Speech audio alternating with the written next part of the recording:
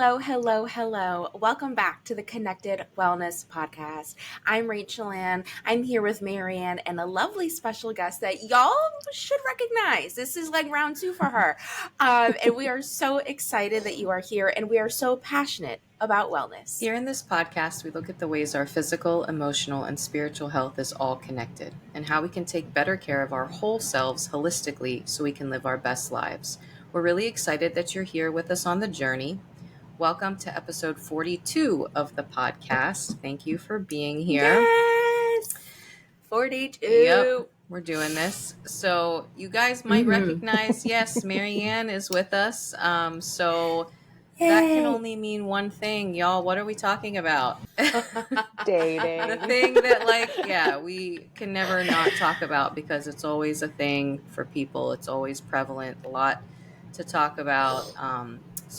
Let me just reintroduce Marianne before we get started. So Marian Attia is here with us. She is a pharmacist, a singer-songwriter.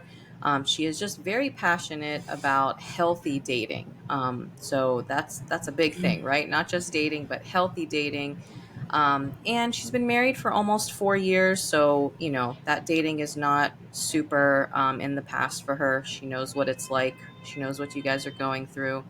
We're super excited to have you. Welcome back, Marianne. Thank you. Thank you for having me back. I'm honestly so honored that you wanted me back. That episode is by far our most viewed episode, that dating episode. Yep. Yeah. I mean, I think people really want to talk about dating, and it's something that's like a challenge and a struggle, and also like, something people just have questions about. So it's important to talk about. Yeah, I totally agree. Yeah, let's talk though some wellness wins first, and then we'll get into the really juicy topic. Yeah. Who wants to start? I can Go start.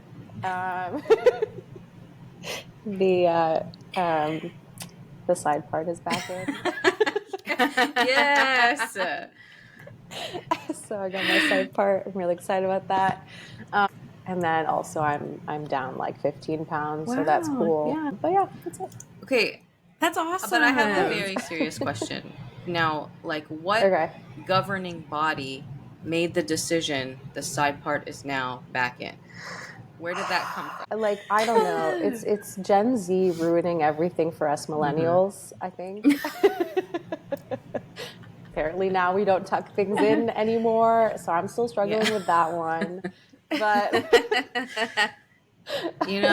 as long as we got the side part, that's fine. As long as you're happy with the side part, everything else will be okay. Good. Yay. I'm happy for you. That's awesome. What do you got, Rachel? So my wellness win is this past weekend. I went to Lancaster with my husband and my parents. I've never gone to Lancaster before. Apparently they say it's like Brooklyn. I don't know. I have yet to actually go. I said that to you. Okay. So I don't actually know, because this time when we went, I wasn't we didn't actually go downtown. So that means I'll have to just go again and actually see if it's like Brooklyn. But we went for Sight and Sound, which is a really popular Christian play production company, and they put on these really high next level type plays that I did not know was possible and existed. And it was really, really beautiful. And so the wellness win in that is that there were a few moments in the play where I just got so teary, and I was just it was so touching. If you're new here, I'm Rachel, and I'm a highly sensitive person, which means that I be crying and I'm emotionally in touch in a very high level to everything all the time. And so crying at art is very normal for me. But it was just so beautiful. And I was just wow. I was so thankful, because as somebody who reads the Bible in 2024, the things in the Bible that are not in 2024, it's hard to imagine. And so the play actually did a really good job of bringing those things to life. And I was oh, so this is what it looks like to see a king go from hating God to now having a radical transformation and loving God. Like that's amazing. And I don't really know if we see that process like that. So it was amazing. I was crying. We went to a buffet after, which was lovely. What a great combo. And it was, it was, all in all, a really, really great weekend. I definitely want to go back to check out downtown Lancaster / Brooklyn, but also to check out like another play. It was really, really beautiful and really inspiring. So that's my wellness. I'm so glad you got to do that. Yeah. It was Have you so seen lovely. a show there, Marian? I have. Yeah, it's the amount of effort and work that they put into it is like incredible. I don't know if you guys had this, but there were like animals coming in on the stage, like from behind you. They're like walking through the walking through the whole theater. It was so good, and the people are so talented. Yeah, it's really good. And I agree. Yeah, the one that go ahead. Go for it. Go ahead.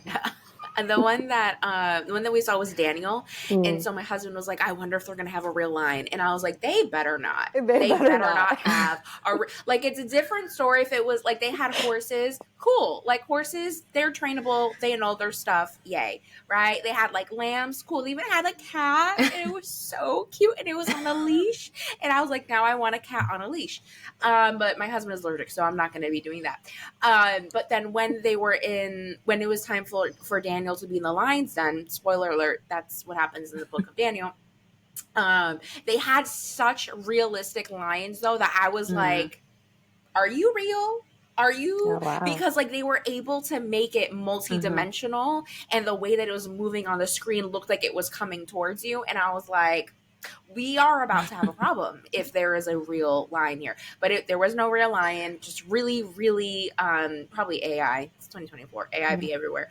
But really, really high quality that I was just like, I didn't know this is possible to have in plays. Yeah. Wow. That's awesome. You know what else is really high quality in Lancaster? The cheese. It is so good. Yeah, it's all those Amish farms. Definitely get some Amish food. Yeah, so we got Rachel, your throat. What's happening, girl? Okay, this is fun.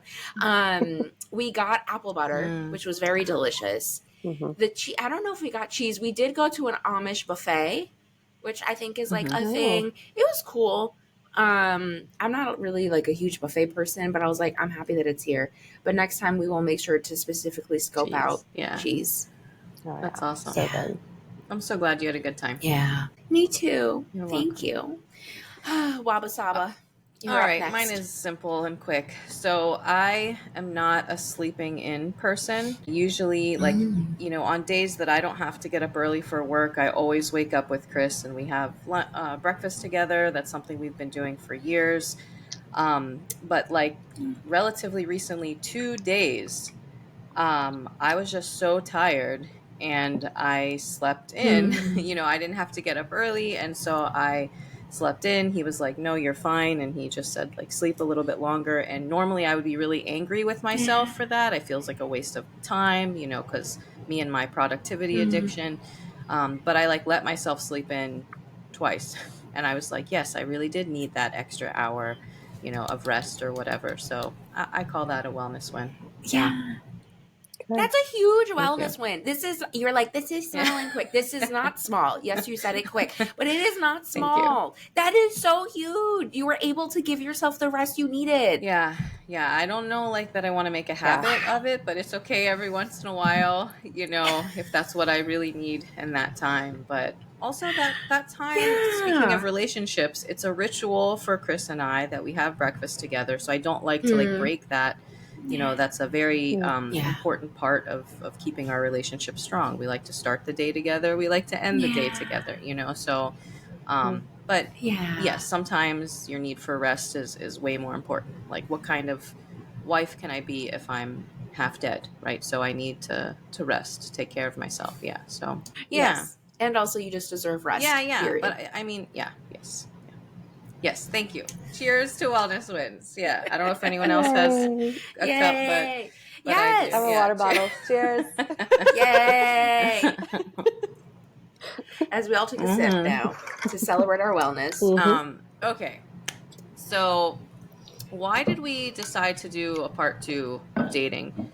I mean, obviously it's necessary. There's a ton to talk about. But the thing that I remember coming up recently in a conversation, Rachel, that I think made us be like, oh, we should do a part 2 was this idea of like, how can we date if we've never been taught how? So this might be especially a cultural thing for us, but I'm sure for many cultures, like it was no dating, no dating, no dating, no talking to members of the opposite sex, period, and then why aren't you getting married? Like instantly. So I don't know if we want to start there, but that was the kind of impetus behind this conversation. But then we came up with like 12 other things that we want to talk about. So I'll just like open that up. Is there anything that you can say about that, Marian, or anything that you're dying to talk about with the second episode? Yeah, I feel like that whole don't talk to boys, don't look at boys, or vice versa, and then suddenly at 21, why aren't you married, is like probably not as specific to just our culture as we think. I think there's a lot of cultures that are like that. Like if we're looking at some Asian cultures, the other Middle Eastern cultures, and even just the generation that grew up with the book I Kissed Dating Goodbye.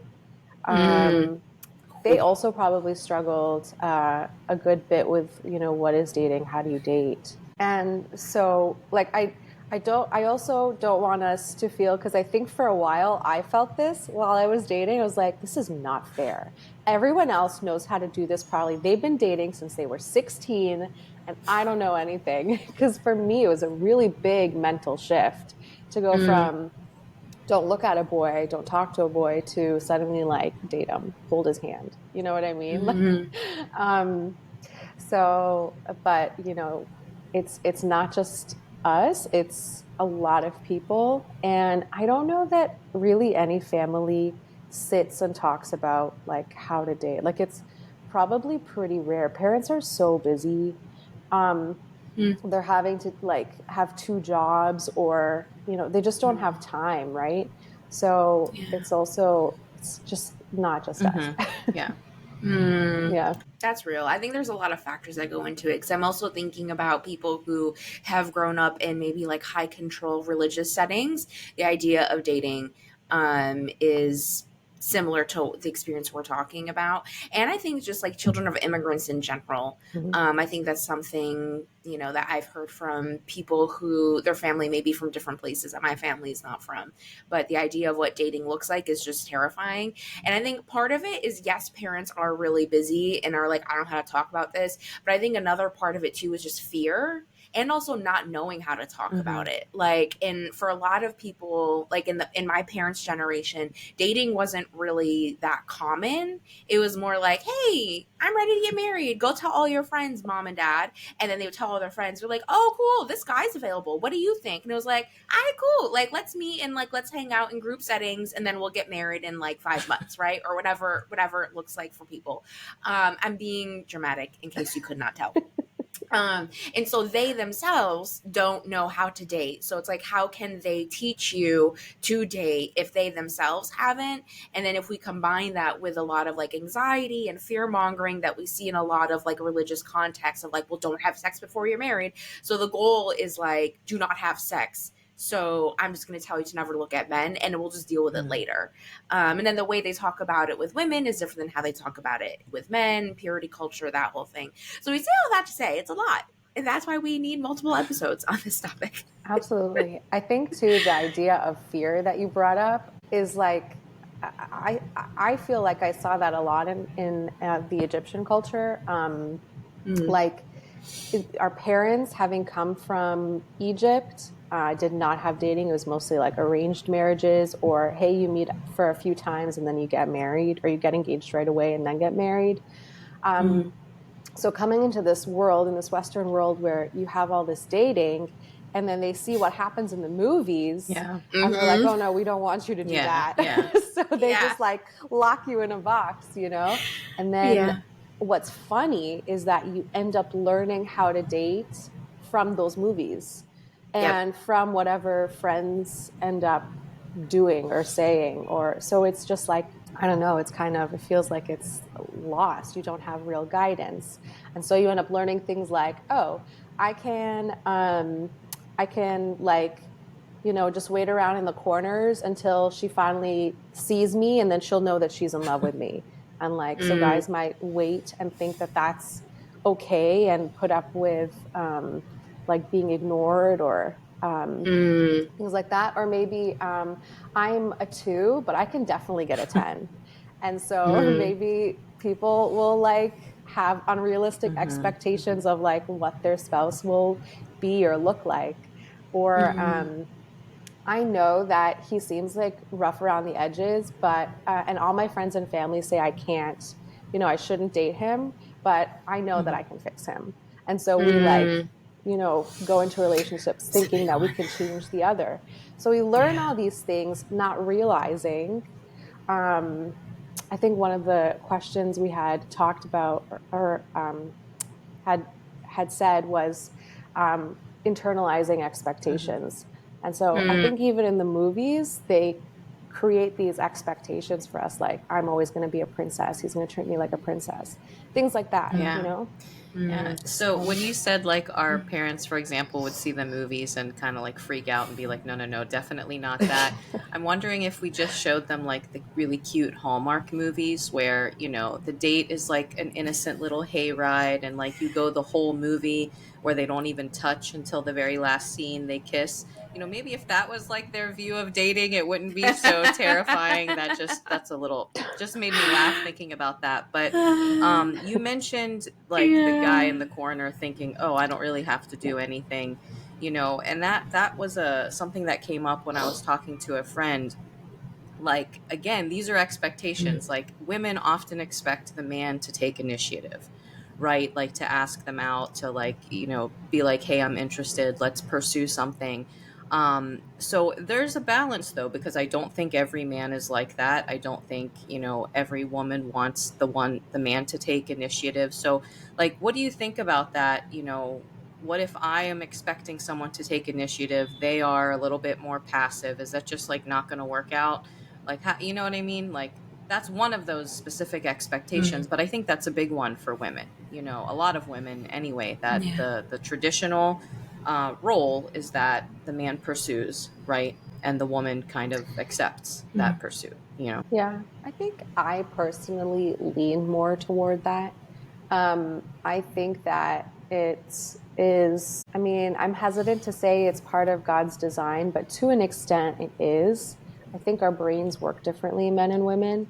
So we're more suited to different roles in general, right? That's not to say everybody. And if a woman wants to initiate and ask a guy out, go for it. Like, if you have the guts to do that, I don't. But if you do, I think just 2 things to like ask yourself though is, one is, if this person says no, am I going to be completely devastated? Because if I'm going to be completely devastated, then probably like don't do it. It's okay to be disappointed, but am I going to be devastated? And number 2, I think the other thing that you sort of hinted at was like, okay, so I've initiated this relationship. They've responded with a yes.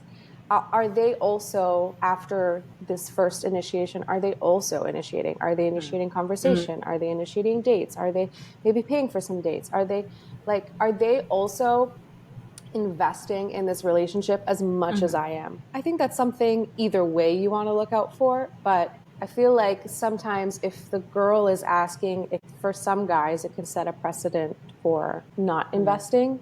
So just making sure that because there's been relationships that it's turned out that the guy, after marriage, even after marriage, still isn't investing. So, and that was a relationship the girl initiated. So just keeping an eye out. But what do you think about taking risk? You know what I mean? Like you said, if you would be devastated, then maybe that's not the right move. But like, I think sometimes no risk, no reward. Like what if he's just genuinely too shy, or an idiot, which a lot of men are, which, no offense, right? But just like they're not as emotionally in tune, maybe not picking up the signals.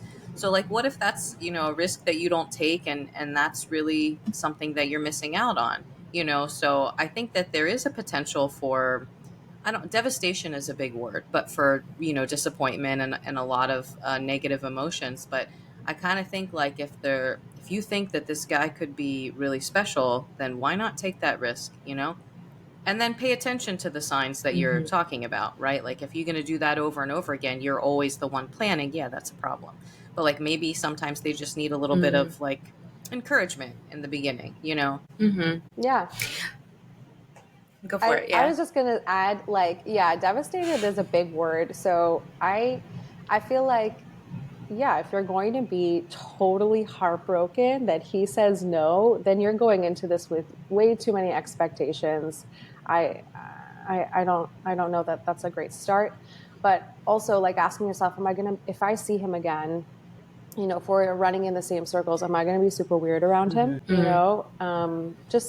Just kind of thinking about that and helping that let you decide if it's a good idea for you to ask or not. And also, some guys are more traditional and they may not want you to come up to them. So also, like, try to make sure you're keeping in mind like who this person is and would they appreciate that or not. I don't know if that makes sense. Yeah, I think that makes sense. Yeah, I think that makes sense. I think what I'm hearing is that devastation is a really big word, but it's more like if you would feel devastated, then I think really what the focus is, oh, if I feel devastated, this doesn't work out, then that means that I have too much importance or validation that relies on this, that it would cause me to be devastated. What are words, Rachel? To be devastated, which then is an indicator that I'm looking at dating in an unhealthy way. If I'm disappointed, that makes sense, right? But if I'm devastated, then that means that there's something else that's going on. And I think that that's what I'm hearing from you, which makes a lot of sense. And I think for like the shy guys, that's fine if like you're shy. I think there's multiple opportunities to show that you can be a leader. So for like a lot of, I'll use myself as an example, right? So my husband and I, we have a traditional marriage, meaning that like the husband is the leader and he's the head of the house. But it's based on like the Bible. It's not based on like the patriarchy that we see in society where women don't have rights. It's definitely not like that. But something that was important for me is I did want to see his leadership qualities, but I also slid in his DMs. Because I was like, bro, you're really like, you were taking a very long time. Like I'm not someone that wastes my time. So like, yo, you either you're interested or not. You can keep liking my photos. So you are blue in the face. But if you're not going to talk to me, then like, cool, just keep liking my photos. But I'm not going to invest in this. And so I slid and I was like, okay, like I'm going to laugh if this works out. But I want to see if he will then have leadership. He'll take leadership in XYZ or he'll take initiative in XYZ. And he definitely did. Turns out he didn't DM me because he was actually praying and fasting for a wife. So I was like, cool, that's allowed. I can't be mad at you for that. And so I say all that to say for like the shy guys, I think communication is really important to be like, hey, like I am interested in you, but I'm shy. And I do want to, I do like to initiate and I do like to step in leadership roles, but I'm just kind of shy. So it might look a little bit different for me. Or like, what does leadership look like for you? And how does that sit with me? Is that actually an area of growth that I have? And I want to work in that. So I think the communication piece is really, really important because people have different ideas of what leadership looks like, and people have different ideas of what they want in a relationship and what they want in dating. And the Bible doesn't actually tell us how to date, which is another very confusing thing. So it's like, okay, God, you want us to get married, but you're not telling us how to like talk to people of different genders. Like this is okay, we're not really set up for much success here. So that's just like my 2 cents on the whole like initiative and leadership thing, because I've heard that from many people, and I'm like, girl, just slide. And if you don't respond, you don't respond. Also, you can tell if you're dating somebody and you are carrying the whole relationship. Then, nah, just exit stage left and call it a day. Exactly. Exactly. You Love said, that. Rachel, you feel like we're not set up for success in dating. I feel that way just as humans sometimes. Like, I just feel like everything's stacked against us, like, We're not. yeah, like this whole, like, just the way we That's so are as true. humans and the prevalence of sin and, like, Yeah. everything. So that's funny that you said that. Like, yeah, yeah. Things are That's so hard. Yeah, true. That it's is hard to be a so. human. Yeah. It is. It is. Small tangent. They never taught me in school how to do Yeah. things like taxes or to look for a home or an apartment. And the only reason why I'm thinking about that right now is because I'm an adult and these are things that I'm doing literally right now, is like apartment searching and all of that. And I'm like, I really wish somebody would have told me about this. Like, there's no book that you could have told me to read. But would you have read So that in thanks school? for my. Because I've tried to teach. Yeah, I'm a nerd. I I've did tried my to homework. teach taxes to my college students, and like I had to cut out that chapter because of how crazy it made them. Like it was the absolute worst thing I ever tried to teach to my students, and I was like, okay, this is the only thing you actually need. You don't need to know algebra, right? You actually need to know this, but all right, if you're gonna freak out about it, toz, right? Forget about it. Like, that's on you. I did, I'm trying to do my part. So I don't know. Yeah, again, tangent, but yeah. Well, did you teach them like a formula of how to calculate their taxes, or like what did you teach them like about taxes? deductions and exemptions, and yeah, we looked at like a chart of like, this is your tax bracket, and yes, a little bit of, it was a math class, so yeah, like math of how to figure out how much you owe, but I would have appreciated that. I would have appreciated that too. Maybe I should. Yeah, maybe we should be in Let's Professor just have Wabasaba's a tax class day and just do it. Oh boy. Okay. Anyway, back to dating. Okay. So we talked about this assertiveness situation. So you guys mentioned the pressures and expectations of other people, right? Like your community, your family. That's a big one. One of the things in our culture, the expectations is that you marry a good guy from a good family, that has a good job and, is financially secure and all of these things. What's actually important though? So like, what's actually a non-negotiable? Like, what if he doesn't come from a standard nuclear family, right? Is that a problem? Like, what if he doesn't make six figures? Is that a problem? Because I think some of us still struggle with this when we're dating, right? Like, if as soon as they hear, I don't know, divorced or has a kid or, is not a doctor, pharmacist, lawyer, engineer, check them off like, no, that's not going to work, right? Or is younger than me or is too old, or, you know what I mean? Like, everyone has kind of certain things. Doesn't live in my country, Marianne. Maybe that's something that you can speak to, so what are the actual non-negotiables? And do you think that can change? Right? Like, if you're dating in your 20s, maybe you had non-negotiables that if you're now in your 30s, have morphed a little bit. So it's worth being more open to things that you weren't open to before. I think that your non-negotiables list should be really short. Your non-negotiables are your absolute red flags. If this person has this, I am running for my life. Or absolute green flags, this person must absolutely have it. I think of it like a stoplight. If you're at a red light and you go, what happens? You get a ticket or you get into an accident. If you're at a green light and you stop, what happens? You'll get into an accident. Yeah. You know what I mean? So your non-negotiables are your absolutely and I don't think that they change if they are based on those very down to the bones things. So I'm thinking, when I think of non-negotiables, I think of absolutely no abusive behavior, emotionally, spiritually, physically, all of it. Absolutely no lying. Any sort of deceit shows the potential for dishonesty and disloyalty and, so loyalty. If someone cheats on me, that's a total red flag. I think a good question to ask if something is negotiable or non-negotiable is like, it's sort of like a fill in the blank sentence. Is if you feel like you can reasonably say some people get divorced because of X, and you fill in the blank. I could very reasonably fill in the blank with something like emotionally unstable. People get divorced because she was emotionally unstable, or emotionally unavailable. But you couldn't reasonably say that sentence if you said something like, some people get divorced because he's not funny. That sounds ridiculous. You can't say that sentence. That would be a negotiable.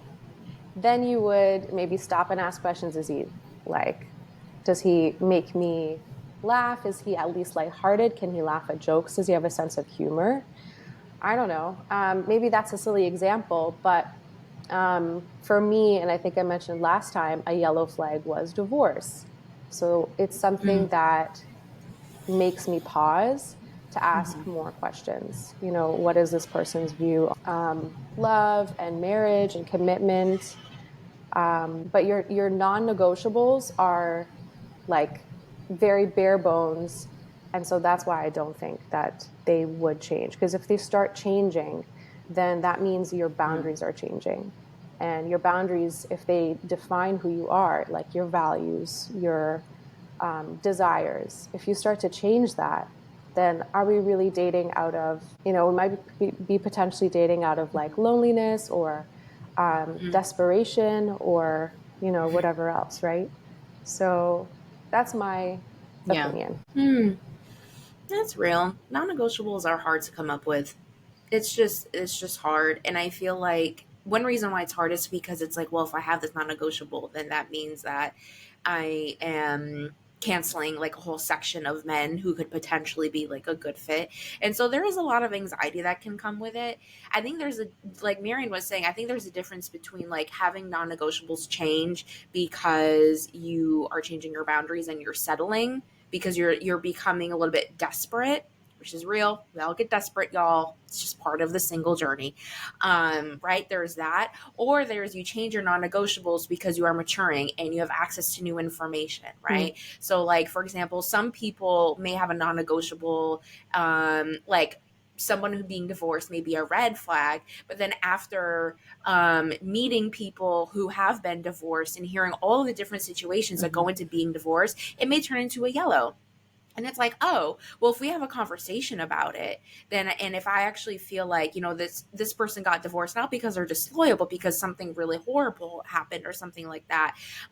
So I think that's where like wisdom and maturity comes in to be like, oh, I'm meeting more people and I'm understanding that there's different life experiences that can lead to this resolution that I didn't know could actually be possible. Because as people, we're always learning. I think, too, that means if the non-negotiables are changing, we were maybe too hasty in setting them up in the first place, right? Perhaps from immaturity or whatever. Like if I, for example, was like, oh, he has to be at least 6 feet tall. That's a non-negotiable. And I, was like, forget everyone. Oh, he's 5'11". Like that obviously is kind of silly. Like I think we would agree to that. So it's realizing that my original non-negotiable is not really serving me.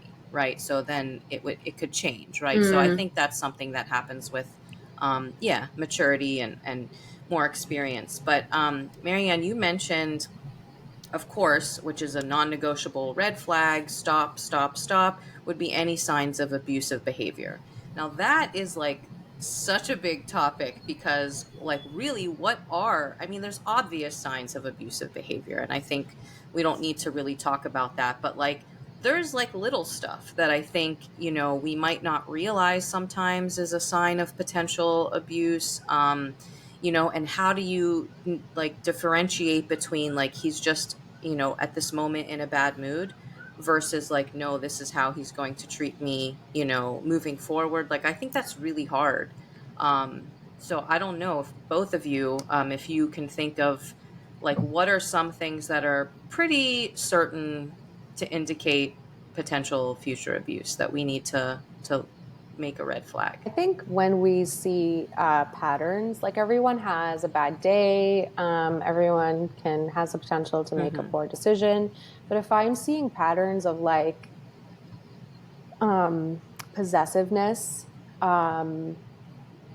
like I had one guy say to me one time, Marian, I'm going to want all of your time.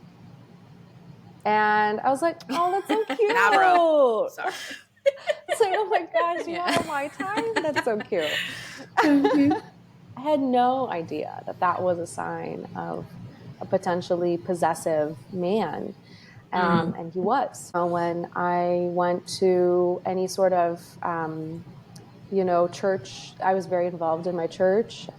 So any time that I was doing things either out with friends or at church, there would be a million questions. Who are you with? Well, why are you with them? Well, how long are you going to be out? How are you getting there? When are you coming back? Just like lots and lots of questions. And I started to feel like I need to ask for permission first. And him also, while I was out, texting me, calling me, you're always out with your friends. You're just your mother's pawn. Like saying things like that, those things were very isolating. So patterns of isolation, patterns of control, patterns of like possessiveness, patterns of extreme changes in the person's mood. We had the highest highs and my goodness, the lowest lows. And after a fight, the next day I would have like 24 roses at my door with a box of chocolate as big as my torso. Like just really extreme things, right? Yeah. So I think signs like that are important to like keep an eye out.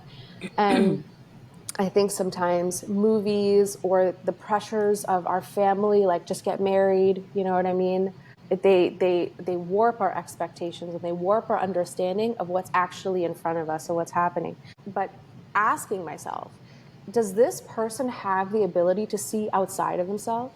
In every situation, are they always a victim? Because if this person is a healthy person and does not lean toward abusive behavior, they will be able to, if you express a concern, they're not going to get defensive immediately. They're going to hear you. They're going to sympathize. Yeah. They're going to, and it's up to us to also put out our concerns in a way that's not like, in a way that's kind, in a way that's not like blaming them, right? But, are they defensive? Are they hearing you? Are they changing? And is that change consistent, right? So I think someone who's growth-minded is a green flag, because you're talking about green flags for abusive behavior. Someone who is growth-minded can hear concerns and actually change, I think are big things. I'm sure you guys have lots to add. List. Yeah, I was gonna say, I'm like, this list could be really long. That I really like that though, because it was like, hey, like this is how I am feeling. Something is making me feel this way. That's making me go, that I should probably investigate this more. Like that's a sign. One thing that I'm thinking about is, I actually was talking about this with a friend yesterday. She was like, I was on a date with a guy and he told me that he doesn't believe in therapy. And that even if therapy is like a legit thing, he definitely doesn't need to go. And I knew that was a red flag. And I was like, yes, girl, that is a red flag. And the reason why I mentioned that that's a really big red flag is because going to therapy or seeking some type of mental health support shows that you are aware that you are not perfect. You have a desire to be healthy. You have a desire to have that growth mindset that Marian is just talking about. And you're able to take feedback and implement it. So it means that you're able to not be defensive. The Bible talks about how we should listen to each other with the intent to understand, not with the intent to refute or to be angry. And so I think that that's a really big indicator, is like, how do they approach mental health? And then I think another Another indicator is thinking about, yes, like how you feel when you are around them, and wondering if you had a friend who was in this situation, would you be worried? And I think that's also very real. We may know people who are in relationships where like, oh, this is potentially unhealthy, right? What do? We tell our friend in love, and we also do a lot of prayer. Because I think what a lot of us, I'll speak from the I, as a woman, I did not realize this concept called toxic masculinity until I went to grad school. And basically, toxic masculinity is this idea that men have a lot of pressure to do things that are unhealthy and toxic. And we see that in many things that they do, such as romantic relationships with women. So it is a norm to yell at your partner, right? And by doing that, you are showing that you have power and respect in the relationship. That is a norm in toxic masculinity. And a lot of men have to abide by that in order to make sure that they are respected in their communities and in their families and in their various spaces. But toxic masculinity is very unhealthy for men and everybody. And so being able to have like those down to earth conversations about mental health allows you to say, oh, like they're aware of toxic masculinity. They're aware that they were raised in an environment that really didn't foster their emotional intelligence, and these are the things that they are doing about it, versus they are projecting and they are forcing you to become part of the dysfunctional behavior. Because yes, everybody has bad days, but on a bad day you shouldn't be punching the wall. If that's what you're doing on a bad day, then that's a big red flag. When I have a bad day, I cry, I eat too much ice cream, and I like maybe don't do as much work that I'm supposed to do. Right. So I think that's also like making sure that you're having realistic expectations and you're not changing it just because of the pressures that you're receiving. And also because like if they have a really good comeback for it, it's like, no, like I'm seeing what's happening here. So that's a really good question, Marianne. So, that you brought up. What you're mentioning, being able to have these conversations about, where are you coming from and your experiences, and understanding that things may need to change from what you're used to.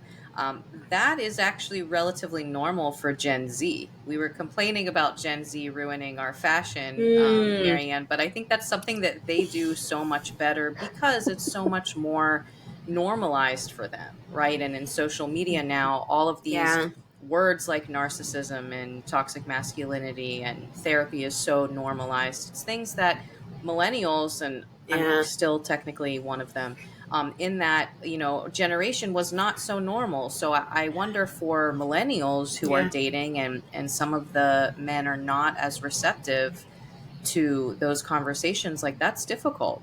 If you go to a guy who's not used to this and you're like, well, let's talk about toxic masculinity, he's going to be like, you know what I mean? It's just, I think it's very difficult. So I agree with you that those conversations are so important, but it's a very generational thing now, and then forget about above millennials. Like if we have people that are 40s and beyond still dating, or, looking for a second marriage or something, that's completely out. There's no way. Like, can you imagine someone, not quite our parents' age, but like maybe in between us and our parents, having those kind of conversations? I feel like that's very rare. So I don't know what the solution is for people who just have not had that normalized in their experience and in their environment, and, in what they're used to. I think, because you gave the example of someone between us and our parents' age. I think sometimes using terms like toxic masculinity it's not helpful for them. They don't really know what that is. But if you frame the question in different ways, like what's your perspective on, abuse, or what's your point of view, or what do you think about men in leading the household? What does that look like for you? Maybe like asking the question in different ways. What do you do when you're angry? What do you do that helps you when you're angry? Just framing the question in different ways to deal with maybe the different subtopics of what a toxic masculinity is. But sometimes the term, I think we all have, even though we didn't grow up with the sort of mental health awareness, thing like Gen Z did or a Gen Alpha is. We are still capable of it. So we're still capable of learning. So just asking maybe the question in different ways, I think might be helpful to gauge what their perspective is on all that. Mm-hmm. That's a good point. Yeah. Going and being like, hi, what do you think about toxic masculinity? I mean, I also do that because I'm Rachel and I'm a therapist. Well, I was a therapist. So these are, I just kind of go in hot like that. But that's a very good point. We're just about out of time. So I'm going to ask you ladies if we have like one piece of advice or encouragement for all of the singles who are navigating this very challenging but also exciting time in their life. Like, it can be exciting. I think maybe perspective is big. Maybe this is mine. Perspective is big. Like, yes, it's challenging and stressful, but if you just see it as challenging and stressful, you know, it's never going to be fun, you know, or you're never going to take delight. And even if you meet someone and they're not the one, like, you can still, you know, learn something from the experience, take some joy out of that experience, you know, hopefully. So I say perspective. Don't look at it as a chore, right? I know that's hard because it really does seem like a struggle from the things that I hear and see. But yeah, what do you guys think? Yeah, I feel like one of the questions was about hope. And I think for me, what kept me hopeful and sane was recognizing that life is not, I think sometimes certain cultures will think of life as like a stepwise thing. Like, first you get your degree, then you get your job, then you get married, and then you get, and I think like recognizing that life is not linear like that. Like, there are things that happen and we cannot control them. Life is a journey, right? And that is it's a way more interesting way and a way more like meaningful way of looking at things, right? Life is a journey. This is where I came from. This is where I am now. This is where I'm going. And there's highs and there's lows and there's ebbs and there's flows. You know what I mean? Like, it's not this linear thing that we imagine. And if I'm not practicing contentment now in my life, in this journey, if I'm not pausing to think about where I've been and where I'm going, if I'm not thinking about contentment now, how do I expect to be content in my relationship? Because this person is just another broken person, just as I am. I'm going to mess up. If I'm not practicing contentment now, there's power in choosing contentment, right? So if I'm not practicing it now, how will I be able, how can I expect to get that in the future? Because there's going to be things in marriage that I want and I can't get. So am I going to be just miserable all the time? Yeah. You know what I mean? So just choosing to have a fulfilling life and viewing it as a journey was so helpful for me. Sorry, I'm going to cut you off, Rachel. Marianne, did you watch our last episode or what? Because it was all about contentment. So thank you so much for tying that in. That was beautiful. Yeah. Number one. And number two, you're like a closet poet. I mean, you said there's highs and there's lows and there's ebbs and there's flows. I was like, yes, girl. Like, that spoken word. This is amazing. Like, yes, I love it though. That was such a great answer, and contentment is key. So thank you for bringing that back from the last episode. Yeah, sorry, Rachel. I was blown away by that beautiful response. No, yeah. That was a wonderful introduction. We got a little bit of singer-songwriter in this episode, which I'm so grateful for. Yeah, I'm feeling that. Yeah. The thing that comes to my mind is having a willingness to be honest with yourself and potentially unlearn pressures and expectations that we may have learned from family, friends, society, culture, school, anywhere. We really get a lot of pressures about dating from lots of places. Because I see a lot of people dating people that their parents want them to date, but they themselves are miserable. So their parents are happy, but they themselves are unhappy. And so just having the courage to be like, what is it that I actually genuinely want? And if I want somebody who's 6'8", what is the value behind that? I was like, oh, I want to feel protected, right? Somebody who's tall is going to make me feel protected, that they can, if God forbid there was some issue with security, he could handle it. So it's like, okay, what I'm really looking for is security and somebody who knows how to fight and protect me. You can do that being 5'8" or 6'8". There are many different options for that. And being able to sit with yourself and being like, do I actually want like an Egyptian doctor who I'm trying to think of, I love my mom and dad. But they were like Marian Egyptian, who was a doctor, lawyer, and engineer. And I was like, hi, I have a Panamanian and Jamaican higher education and pastor. This is who I'm presenting to you, and this is who I'm going to marry. And they were like, okay, we'll figure it out. And they did, and it was great, and everybody loves each other. And so I say all that to say, allowing yourself to actually date people who you want to date. And if you have tough conversations with your parents, you can trust that you can have them and you can manage them. Also hit me up, because I can tell you how it was. And my parents love my husband. I mean, I'll just throw in there, I'm married to an Egyptian dentist, so doctor, but it was not all super simple with my parents. They thought we were too young. If it was up to them, we would not have been dating, and that ship probably would have sailed. And I stood my ground quite a bit, for that relationship, because I knew that it was right, and now they love him more than they love me. So, it's definitely, yeah, I agree. Like, stand your ground, when you know something to be good, right? Like, even if it doesn't make sense to the people around you or the people in your life. Yeah. So just as we might have unreasonable expectations about things, our parents are just people too, and they might have unreasonable expectations about things. So it's good to like approach it with kindness and like, trying to understand their perspective, and just having the conversation with kindness, but also knowing yourself enough to say, okay, no, I need to stand up for myself here. This is what I want. This is what's right for me in my life. Yeah. I was just rebellious enough when I was 20 that I was able to do that. So I don't know, for any parents of teenagers, I'm sorry to encourage rebellion, but at some point you just like, you gotta, I love that. Know yourself, but guys, this was a great conversation. Yeah. It was so great. It was well thought out rebellion. I mean, I think it was, I like to say it was maybe God blessed rebellion. Rebellion is not always a good outcome, but yeah, thank God.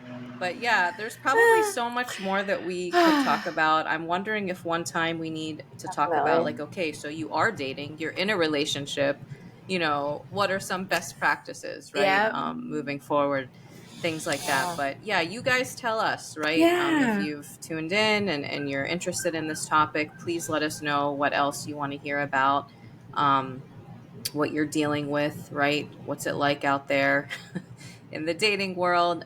Please let us know. Rachel, I know you're going to share with us how they can get in touch. Yeah.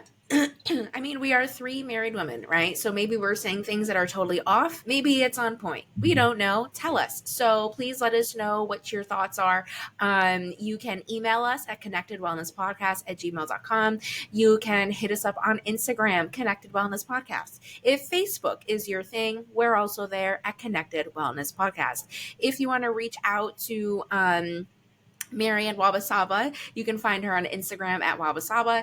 If you want to reach out to me on Instagram, I'm at Rue with Rachel Ann. Marian Attia, do you feel comfortable sharing your Instagram? Yeah, okay. It's Attia Marian, Atia, and then Marian.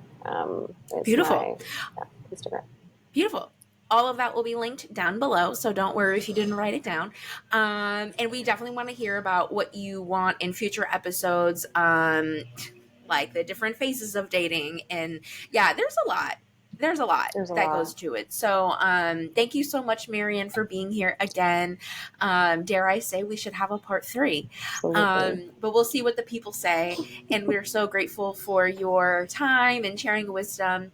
And I'll now pass it over to Wabasaba for our goodbye. Thank you so much for tuning in. Thank you, Marian. A pleasure to have you again. And until next time, everyone, be well. Be well, everybody. Bye. Bye.